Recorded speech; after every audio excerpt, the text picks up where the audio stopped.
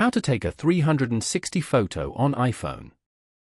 To take a 360 photo on your iPhone, first of all, go ahead and open up the camera app on your iPhone.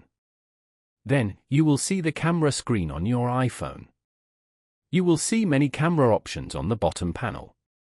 Swipe left to change the camera options.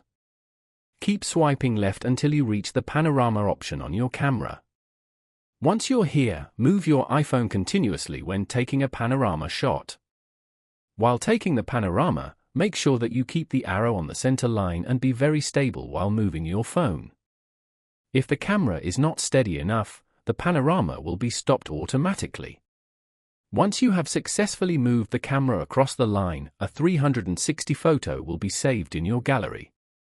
Minimize the camera application and open Photos to view the 360 photo.